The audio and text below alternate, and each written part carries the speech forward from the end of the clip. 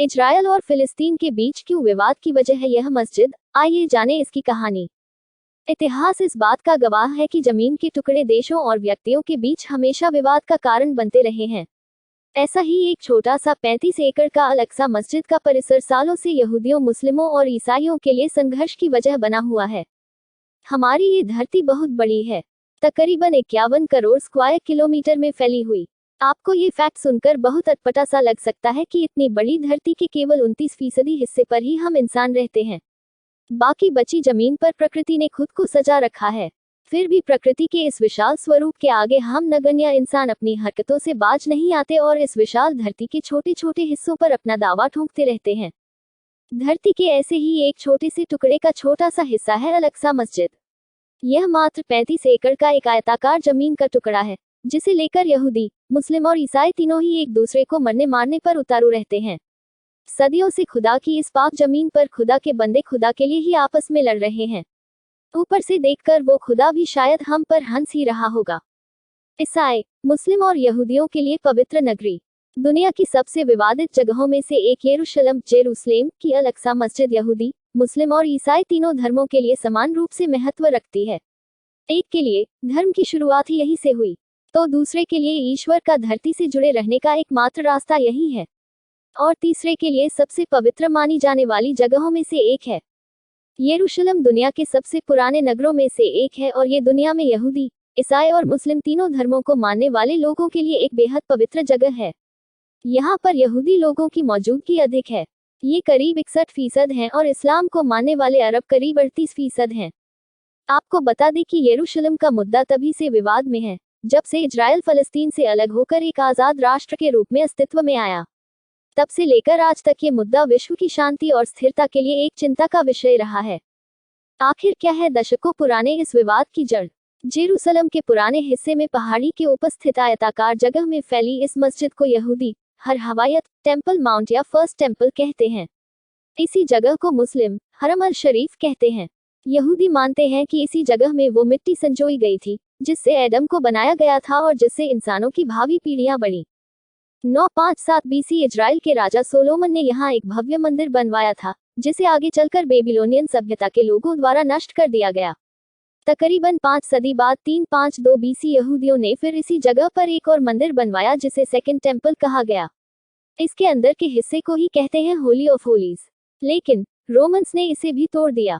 पर इसकी एक दीवार को लोग आज भी उस प्राचीन टेम्पल के बाहरी अहाते का हिस्सा मानते हैं और पूजते हैं।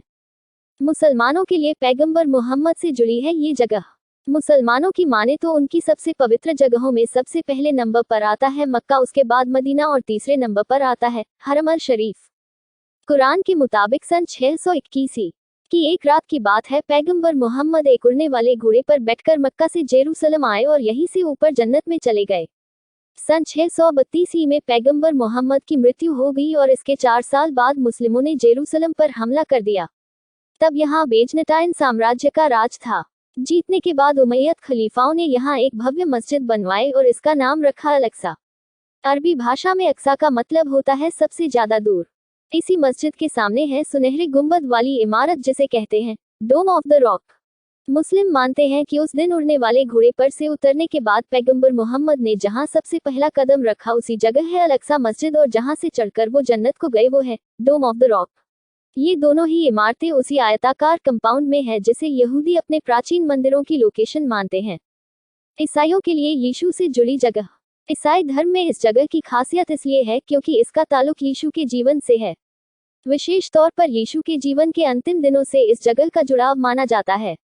बेथलहम, फिलिस्तीन में जन्म के बाद यीशु को जेरूसलम लाया गया, जहां वो रहे, अपने अनुयायियों को उपदेश दिया, उन्हें सूली पर चढ़ाया गया और मृत्यु के उपरांत वो फिर से जी उठे। ईसाई मानते हैं कि church of the Holi sculpture उसी जगह पर बना है जहां यीशु को मृत्यु के बाद जी उठने पर फिर से देखा गया था। ईसाई मतावलंबी यह भी मानते हैं कि यीशु एक बार फिर से जेरूसलम आएंगे। ईसाई ये भी मानते हैं कि यही यीशु के अंतिम भोज का स्थान है और यही वह मकबरा है जहां उन्हें दफनाया गया था।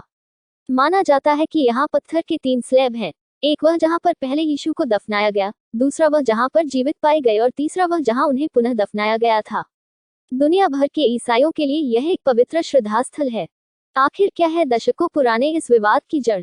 सवाल ये उठता है कि अब इस जगह पर किसका अधिकार या वर्चस्व है। तो इसका जवाब ढूंढने के लिए हमें इतिहास के पन्नों में जाना होगा।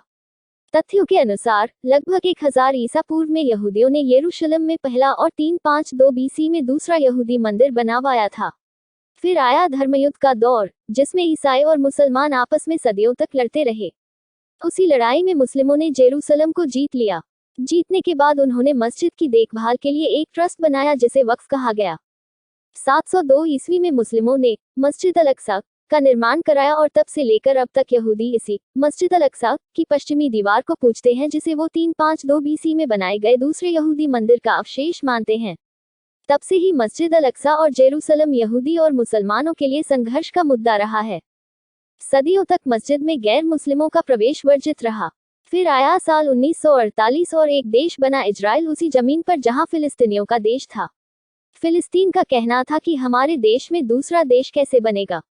वहीं यहूदियों का कहना था कि ये जमीन सदियों से हमारी थी और अब हमें हमारी जमीन चाहिए।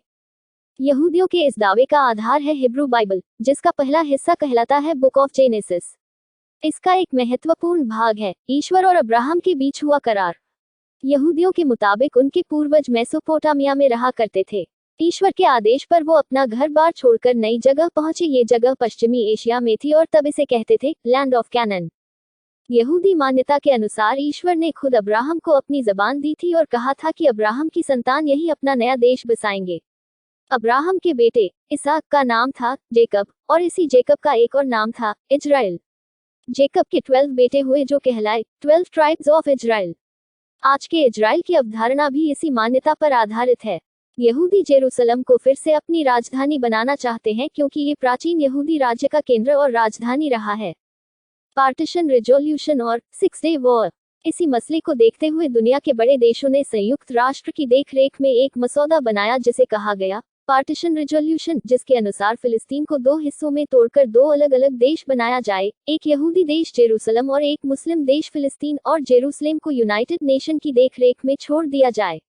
इजराइल इस समझौते पर राजी था, पर अरब देशों ने इस मसौदे को ठुकरा दिया और इसका नतीजा एक भयंकर युद्ध में तब्दील हो गया, जिसे 1967 का 6 डे वॉर कहा गया।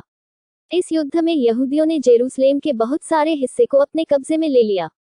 यहाँ तक कि टेम्पल माउंट को भी अपने कब्जे में लेकर वक्फ बोर्ड बना दिया और इसकी देखरेख जॉर्डन को दे दी।